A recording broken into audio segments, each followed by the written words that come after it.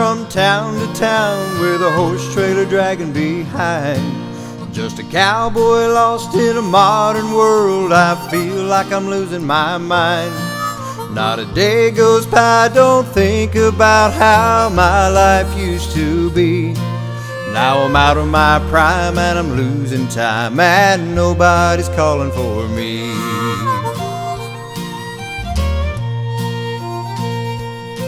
They used to call my name come roundup time. Now the four-wheelers takes my place, and the cowboy life that I've always loved is getting lost without a trace. But I won't give up and I won't give in. I'm a cowboy till I die. And I know there's got to be a place for me underneath big western sky.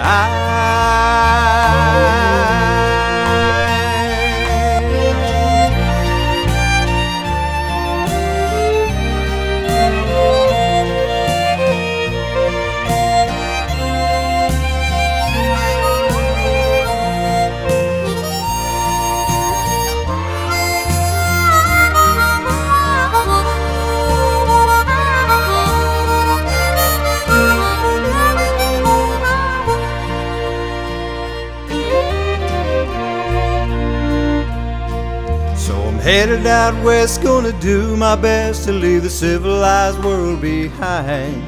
Just me, my saddle, and an honest horse will try to go back in time, where surely there'd be a warm campfire or a bunkhouse calling my name.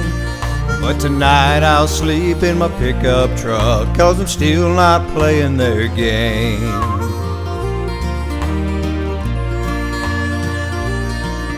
The world may turn, but the thing they can't change is the way I feel inside. A prairie fire may burn itself out, but you can't snuff a cowboy's pride. I'll be what I am and I'll do what I do. This life is worth fighting for. Yeah, the cowboy life is a life for me and 10,000 more. The cowboy life is a life for me. Welcome back to True Horsemanship. As I did in the previous video, I've had a voice over this. How-to video. This is the same little spotted horse. This, I'm getting on the harness. Just the way things go sometimes. And you know, thanks to Jim, filming them. the owner, he did a lot of prep work.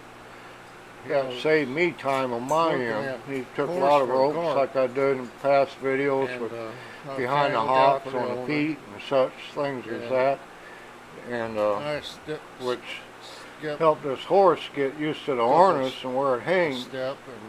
So thanks to him. So one day, side note, Jim's been watching my videos even from the time I was out in California, and then we end up moving here to Tennessee, and we end up being neighbors, which I thought was pretty neat. So I beat myself up about it. Found out there's a few people here in the area that have been watching my videos.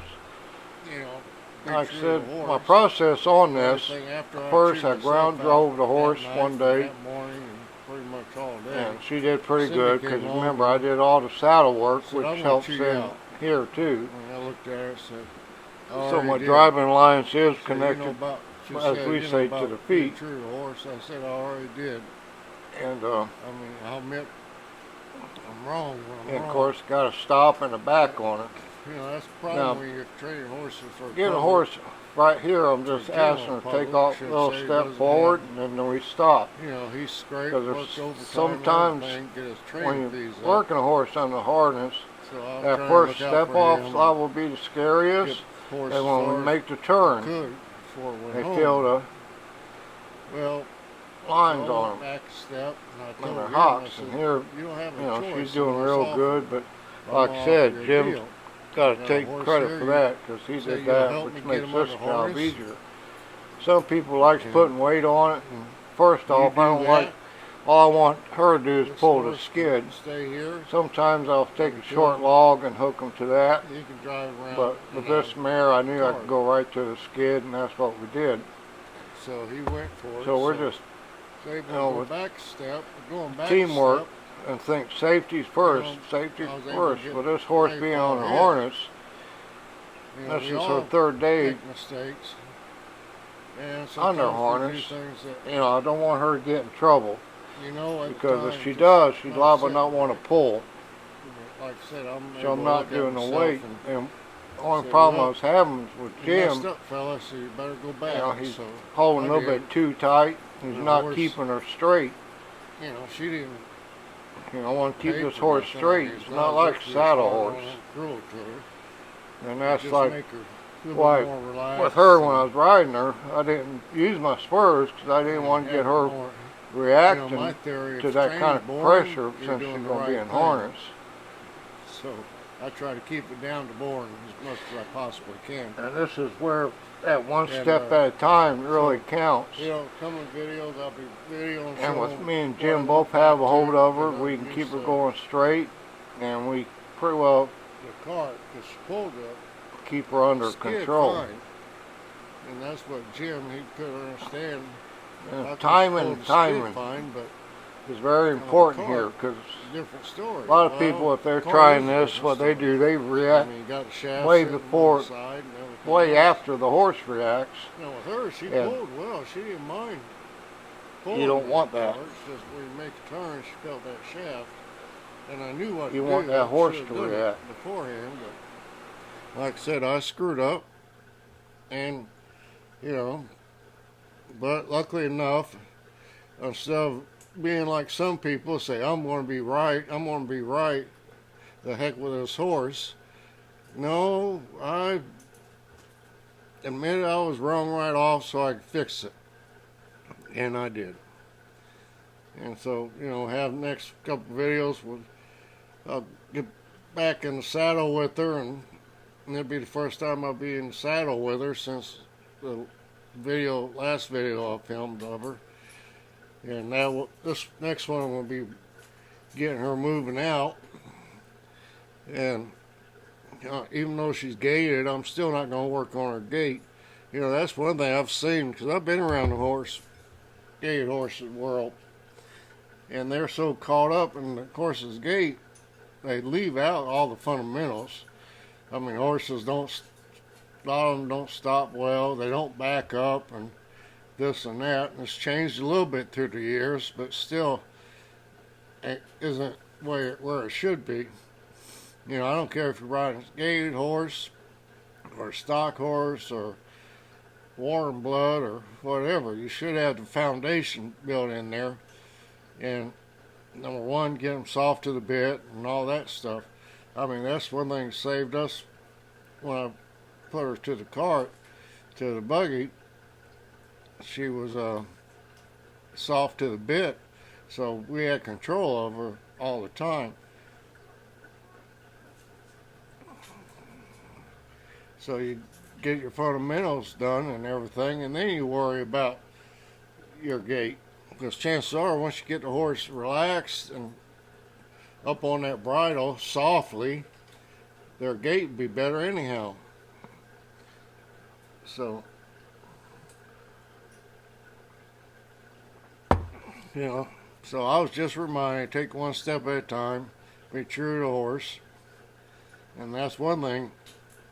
Jim, one day was driving her, and as soon as that horse saw me, she tried to get to me. And Jim made a comment, will she ever be like that with me? Basically, I'm sort of paraphrasing here.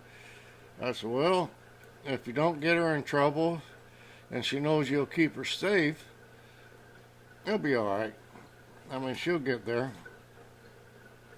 But so that's what it takes. It doesn't take a lot of round pinning and join up with the horse. That's so much full of BS that unreal. I mean, all you're doing is running the horse in submission.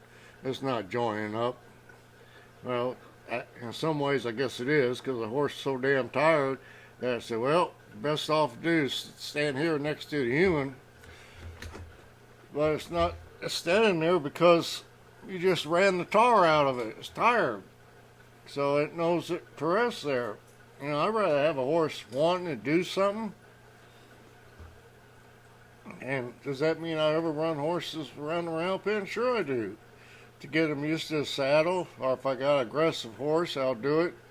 So I get, it's a lot easier to teach them that I'm going to control their feet when they're 15 foot away from me than right on top of me. But there, there's times, but I don't call it join up. So that's the key thing. And I've just guilty as the rest of you. For a while there I was doing too much groundwork and I've backed off on it. And what I've seen, the horses are a lot happier because I'm not pounding that groundwork in the head. On a groundwork thing, if the horse, if they, do what I asked for right from the start, I don't sit there and keep at it for, 30 minutes or 20 minutes. We'll go on to something else. So that's the whole thing of it.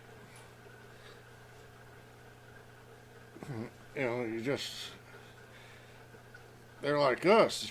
We go through too much and then, we'll get soured. So, like I said, I'm sorry this isn't a how-to video, but hey, I'm getting there.